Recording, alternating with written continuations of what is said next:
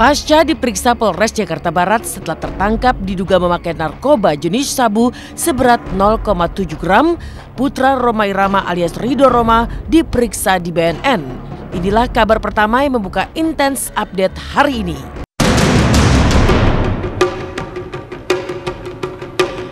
Pasca 3 hari ditahan juga jalani pemeriksaan urin oleh tim penyidik Polres Jakarta Barat dan dipastikan positif memakai narkoba, Ridho Rhoma kemarin menjalani pemeriksaan kedua kalinya di BNN atau Badan Narkotika Nasional. Menghindari bertemu awak media agar tidak menambah depresinya, seperti apa Ridho saat menutupi wajah dengan kain sebelum dan sesudah pemeriksaan kemarin. Apa yang membuat Ridho harus menjalani pemeriksaan berlapis-lapis?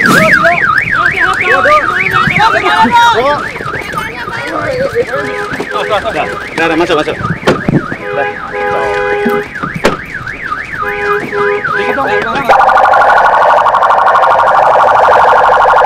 Pada sore hari ini kami melaksanakan permintaan dari penyidik Polres Jakarta Barat untuk melakukan pemeriksaan secara laboratoris mengenai pemeriksaan darah dan rambut.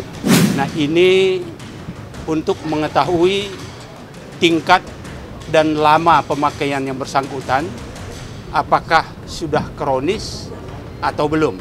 Hasil awal telah menunjukkan hasil positif mengandung amfetamin dan metamfetamin. Dari pihak keluarga itu kan menginginkan kondisinya si Ridho ini tidak tambah stres, kan kondisinya sekarang sudah dalam stres gitu. Ini kita support moral aja, mendampingi support moral.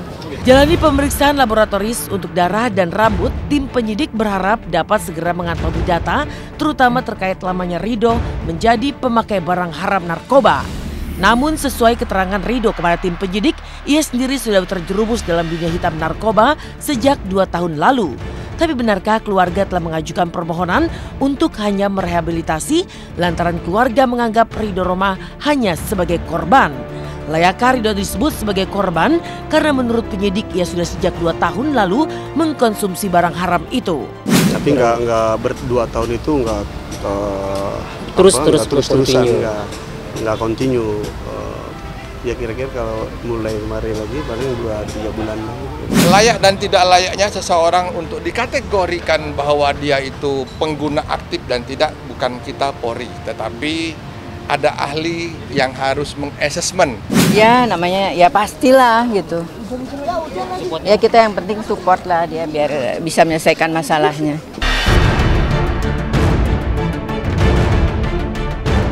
Sementara kabar berikutnya dibawa Junior Lim dan Putri Titian yang sedang berbahagia. Jalani persalinan secara normal di sebuah rumah sakit di Jakarta Selatan pada hari Sabtu tanggal 25 Maret kemarin. Pasangan selebriti ini dikaruniai bayi laki-laki yang diberi nama Theodore Iori Lim. Tapi apa yang membuat Putra, Tian dan Junior masih harus dirawat di ruang intensive care unit dan belum bisa dikunjungi banyak orang kecuali hanya kedua orang tuanya? Benarkah bayi Tian dan Junior Lim didiagnosa kekurangan oksigen lantaran sempat meminum air ketuban?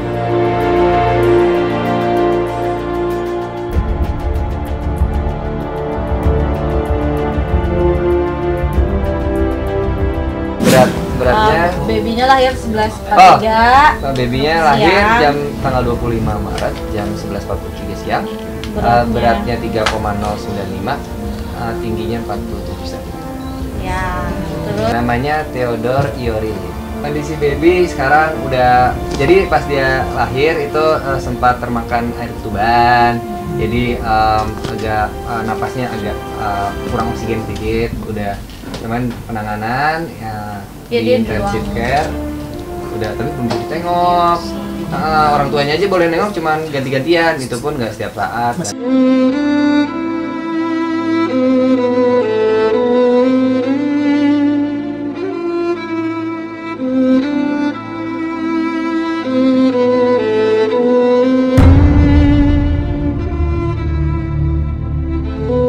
Sementara itu tadi malam sekitar pukul 23 waktu Indonesia bagian Barat, kabar duka justru datang dari dunia hiburan tanah air. Pelawak Eko DJ menghembuskan nafas terakhir di kediamannya di Pondok Kelapa, Jakarta Timur. Eko meninggal dunia di usia 65 tahun setelah cukup lama berjuang melawan banyak penyakit yang mendera tubuhnya, mulai dari sakit diabetes, kolesterol, asam urat, sampai sakit gagal ginjal dan jantung. Sebelum meninggal, Eko sempat jatuh dan dilarikan ke rumah sakit, namun tak ingin lagi menjalani cuci darah. Benarkah itu menjadi firasat sebelum kepergiannya?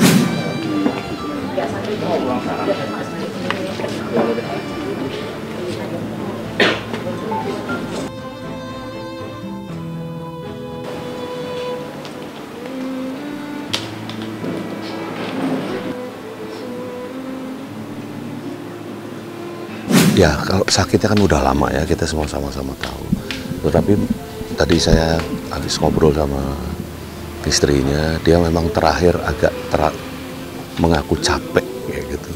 Jadi ada beberapa selang yang harusnya untuk dipertahankan untuk pengobatan, itu dilepas-lepasin sendiri dan nggak mau lagi cuci darah. Jadi dia yang seharusnya jadwalnya 2 kali cuci darah yang terakhir, dia nggak mau cuci darah. Kisaran hari Senin apa Minggu itu jatuhnya, terus di hari Selasanya kan waktunya cuci darah, sama Jumat di situ udah nggak mau. Hari Selasa nggak mau cuci darah, terus hari berikutnya di hari Jumatnya nggak mau cuci darah juga. Terus di situ berasanya keluarga untuk kateter yang buat cuci darah yang di sini itu dicabut-cabutin, udah terasa mau nggak ada. Dipaksa, anaknya nangis-nangis juga nggak mau. Gula ini saya akibatkan dari syuting waktu yang tidak teratur. Saya tidak ada turunan punya penyakit gula.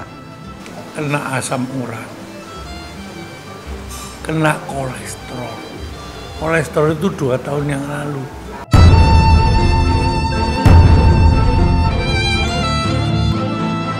Sejak bergabung di grup lawak Sri Mulat sampai tutup usia, Eko DJ adalah sosok komedian yang menghibur. Eko sendiri mulai mendulang popularitas sejak memerankan tokoh Pak Broto dalam sinetron RCTI tahun 1997 yang berjudul Jini Oh Jini. Rencananya siang ini jenazah almarhum akan dimakamkan di TPU Pondok Kelapa, Jakarta Timur. Selamat jalan Mas Eko. Semoga arwahnya diterima di sisi Tuhan Yang Maha Kuasa dan dosa-dosanya diampuni. Satu yang beliau nggak pernah lepas itu nanyakan, Will, piye kabare? Sehat?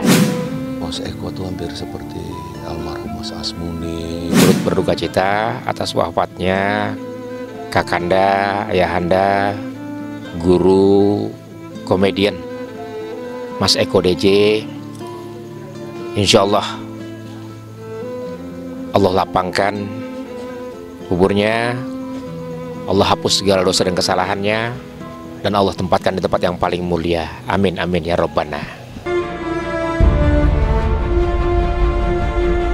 Dari kisah duka Eko DJ yang tutup usia, seperti apa duka yang juga masih dirasakan personil JKT48 pasca sang manajer mengakhiri hidupnya lewat cara bunuh diri. Bagaimana pula kesedihan Billy Syahputra dan sang ibunda ketika mengenang 2 tahun kepergian Olga di makam almarhum Olga. Simak sesaat lagi hanya di Intense.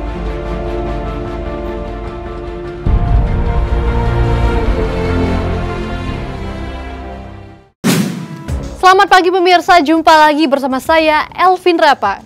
Dari kabar duka meninggalnya komedian Eko DJ, kabar duka pun juga masih dirasakan oleh grup idol JKT48. Pasca pemakaman sang manajer yang diwarnai oleh isak tangis keluarga, kemarin para member JKT48 pun kembali berkumpul untuk mendoakan Inau Jiro sang manajer. Lantas seperti apa kesedihan yang masih dirasakan oleh member JKT48 pasca ditinggal sang manajer? Benarkah kepergian Inau Jiro karena bunuh diri pun masih menyimpan misteri? Lalu seperti apa pasca 2 tahun meninggalnya Olga Syahputra? Seperti apa kesedihan Billy Syahputra dan sang ibunda ketika mengunjungi makam almarhum kemarin?